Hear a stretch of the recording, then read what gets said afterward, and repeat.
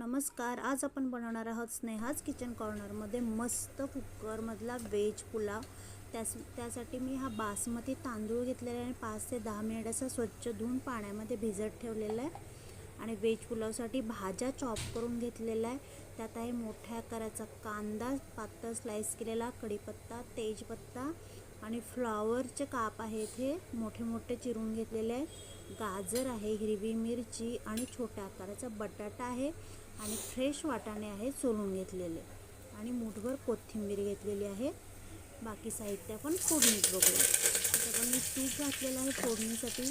Cooker ठेवलेलं आहे तुम्ही बघू शकता. त्यात जिरे, मोहरी, कढीपत्ता आणि काजू पाकळ्या घातलेल्या आहेत. ते छान आपल्याला ब्राऊन रंगावर भाजून घ्यायचे. फोडणीसाठी मी फक्त तेजपत्ता वापरलेला आहे. तुम्ही अजून खडे मसाले वापरू शकता, लवंग, स्टारफूल वगैरे.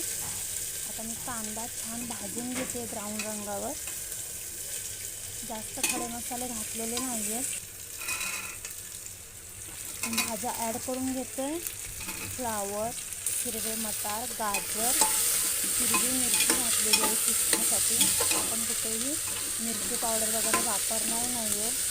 इथे तुम्ही बीन्सही वापरू शकता. माझ्याकडे मिळते म्हणून मी नाही यूज केलेले. आता ह्या भाज्या आपल्याला छान 2 ते 3 मिनिट बारीक गॅसवर छान परतवून घ्यायचं आहे.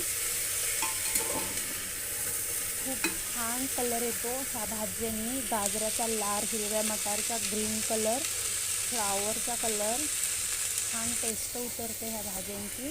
त्यात आलं लसूणची पेस्ट घालते आणि आता आपण स्वच्छ धुवून ठेवलेला तांदूळ घालून 2 मिनिट परतवून घ्यायचा आणि ह्यात गरम पाणी घालायचं आहे. गरम पाणी घालून तांदूळ एकसारखा करून घ्यायचा आणि चवीनुसार मीठ घालायचं आहे.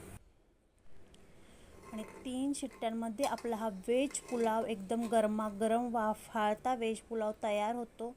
तुम्ही बघू शकता मस्त असा, कुठेही चिकट झालेला नाही आहे, अगदी मोकळा लुसलुशीत असा व्हेज पुलाव तयार आहे. तुम्हाला कशी वाटली माझी रेसिपी मला नक्की कमेंट्समध्ये सांगा. Thank you for watching.